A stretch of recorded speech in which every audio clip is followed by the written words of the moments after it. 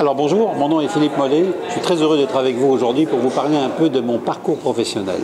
Tout d'abord, j'ai eu la chance de commencer dans une cuisine, comme beaucoup de chefs, et au fur et à mesure de l'évolution de la cuisine, en fait, de faire des grands restaurants, des grandes maisons, des grandes tables à travers le monde, qui m'ont amené petit à petit à une réflexion personnelle et ensuite à devenir un chef défroqué pour faire en sorte de répondre aujourd'hui aux chefs, aux petits producteurs et aux artisans, en fait, de les valoriser. Alors ce guide, eh bien, il raconte, bien sûr, mes découvertes, mes passions, quelquefois mes déceptions, mais surtout mes passions à travers la restauration montréalaise, qui, on peut le dire, est une des meilleures restaurations en Nord-Amérique.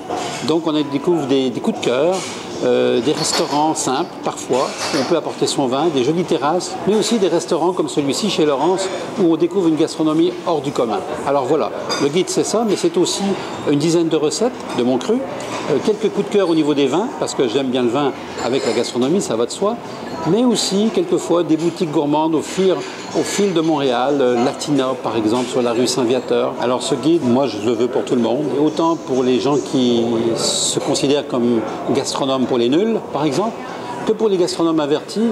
Il est aussi une source de renseignement. Et n'hésitez pas à m'écrire, à me dire, vous savez, un restaurant, ce qui compte, c'est la constance.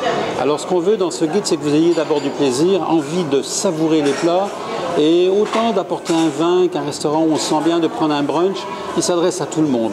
Aux jeunes, bien sûr, évidemment, mais aussi aux plus anciens et à ceux qui, quelquefois, sont critiques, donc qui s'attendent à une gastronomie un peu plus disciplinée, un peu plus stylisée, un peu plus cosy. On aime quelquefois la musique plus douce que la musique branchée, donc il s'adresse à tout le monde. Il n'y a pas de clientèle particulière, au plus, j'allais dire, aux plus pauvres, aux moins riches peut-être, parce qu'il arrive que quelquefois on peut manger très bien pour 30 $, que quelquefois aussi un repas gastronomique où on va s'éclater en payant 150 $. Donc ce guide est vraiment pour tout le monde et je vous encourage à le découvrir comme moi j'ai eu la passion à le réaliser. Alors écoutez, dans mes coups de cœur aussi, il y a des pâtisseries parce que j'adore les gâteaux. Olivier, pâtissier gourmand, un grand pâtissier, très grand pâtissier qui a fait ses classes chez les plus grands, chez Pierre Hermé en Europe et qui a ouvert sur la rue Sherbrooke. Alors lui, il fait les éclairs, pas comme tout le monde, mais l'éclair au chocolat, tous les mercredis que vous pouvez savourer, déguster. On a envie d'en manger. Quand on voit l'éclair, on veut le manger. Ça, c'est un coup de cœur pour moi. Une boucherie comme sur la rue Beaubien, un boucher particulier qui nous ramène un peu dans les années 50, dans les années 60, 70. On découvre une seule viande, le bœuf, que l'on enveloppe dans un papier pêche, comme le faisaient dans le temps les bouchers traditionnels avec la cravate. Et là, ce sont vraiment des coups de cœur particuliers. C'est ça que je veux que vous puissiez découvrir dans ce guide. Des anecdotes, des petites épiceries particulières, une boulangerie, un croissant au beurre comme celui de l'Amour du Pain ou des gâteries à Longueuil. C'est ça, le guide de Montréal Gourmand de Philippe Mollet.